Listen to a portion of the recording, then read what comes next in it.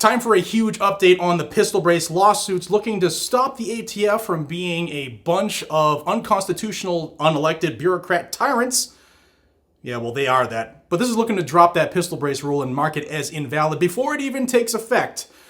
Again, we know that day one was January 31st, and the last day is May 31st of 2023. We all know what it is. I'm not going to rehash it, but what I will tell you is some huge updates. First off, members of Congress have submitted an amicus brief against the ATF in this, and it's huge, and this is in a lawsuit brought to us by FRAC. I'll pin a video above if you want to learn more about the FRAC lawsuit. I discussed that when it was dropped. Some people don't like the word dropped. You shouldn't say dropped because it wasn't. You know what I mean. They dropped the lawsuit. It is what it is. Slang is a thing, and I just talk the way I talk, so sorry. And it's just from the passion. That's when you get the real me. I'm also, before I jump into this amicus brief, because it's powerful, very powerful, and what these members of Congress are telling the courts who are looking at this lawsuit is, hell no, drop it now. It's phenomenal. I also want to say that there's another company that has stepped up related to my challenge to the firearms industry to get involved.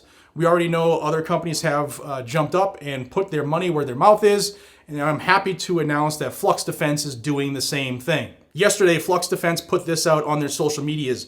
We hope to help 2A organizations raise $500,000 for the fight for pistol braces and SBRs. We're going to contribute by offering raters for giveaways to the various 2A organizations who have filed lawsuits against the ATF. Please reach out to us from your official email/page to get raters for your giveaway. So here I am challenging again all of the gun groups. I don't care who you are, if you're involved or want to be involved, reach out to Flux Defense, get these items to raise money for the defense. And to that, little PSA, you will be asked to donate to every organization in the world who is fighting this. You'll also be asked for money from every organization in the world who's not in the fight, who's looking to maybe make some moolah on the side. Verify before you part with your hard-earned money. That's all I'm going to say on that.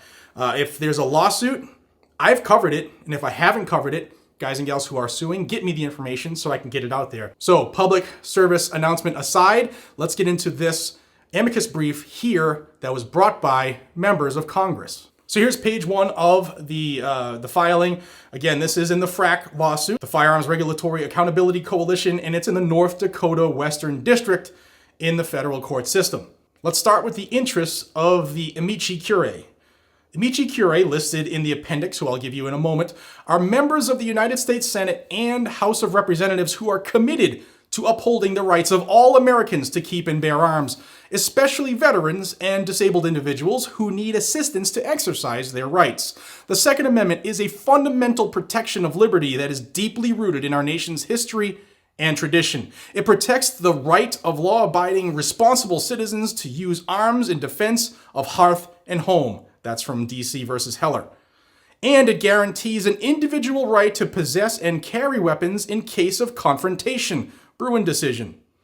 But ATF has promulgated a rule that burdens this right by restricting the purchase of orthotic assistance devices known as pistol braces and requiring existing owners of pistol braces to register them with the federal government. The rule is especially concerning for Americans with disabilities or otherwise lacking physical strength to comfortably fire pistols, including veterans. Importantly, the Second Amendment protects the rights of all law-abiding adult citizens, not just the strong and able-bodied. But ATF threatens the guarantee in a way that Congress never authorized. Article 1 of the United States Constitution vests all legislative powers in Congress. Federal agencies may exercise only that power that Congress has granted it. And Congress never granted ATF the authority to regulate pistol braces.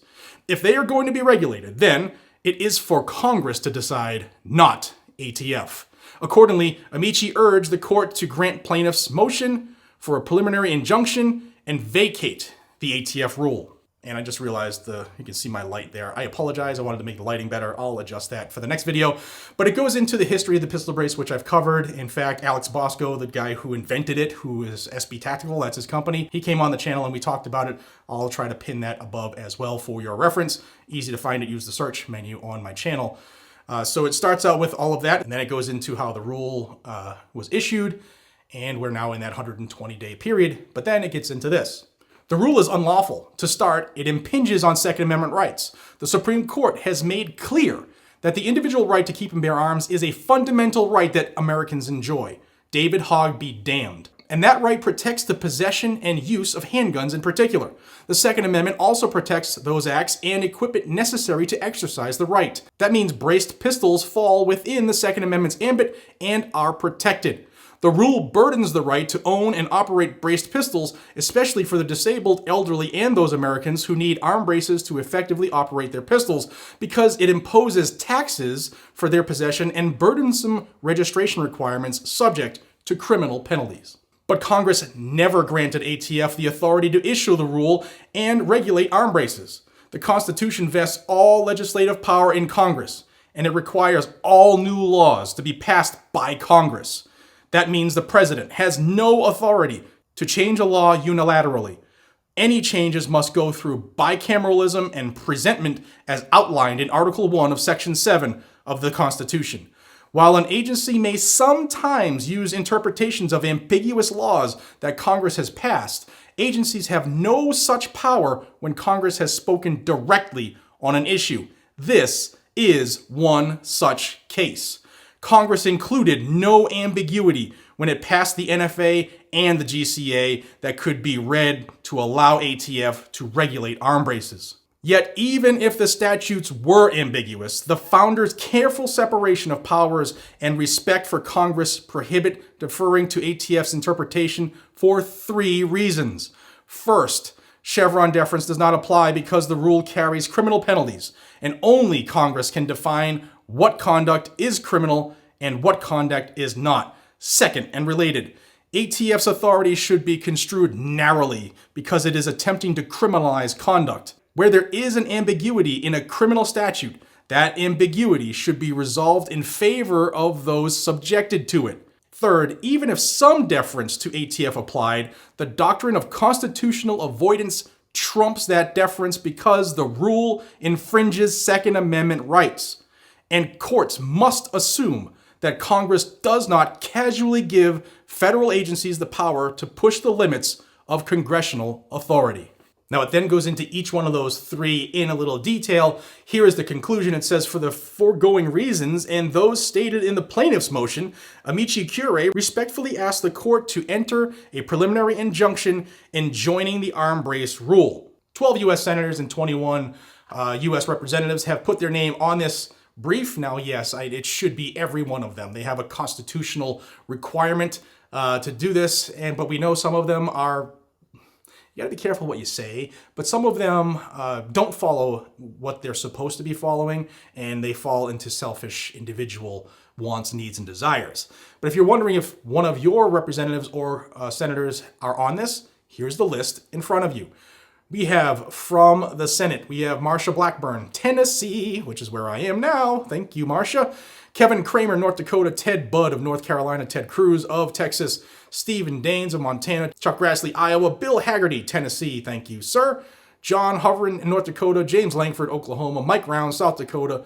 Rick Scott, South Carolina. John Thune of South Dakota. And Tom Tillis, North Carolina. For the U.S. House of Representatives, we have Joey Arrington, Don Bacon, Stephanie Bice, Michael Bost, Ben Klein, Andrew Clay, Scott Desjardins, Jake Elzey, Ron Estes, Chuck Feischman, Glenn Grothman, Andy Harris, Jim Jordan, Mary Miller, Nathaniel Morin, Greg Murphy, Ralph Norman, Mike Rogers, Jason Smith, W. Greg Stube, and Claudia Tenney. Now, first off, I have to give credit where credit is due. Thank you, A, to FRAC for this individual lawsuit, for the 25 states that have joined this FRAC lawsuit, and now the 12 members of the Senate and 21 members of the House of Representatives that have said, wait a minute, Judge, this is violating the same right that our job is to uphold.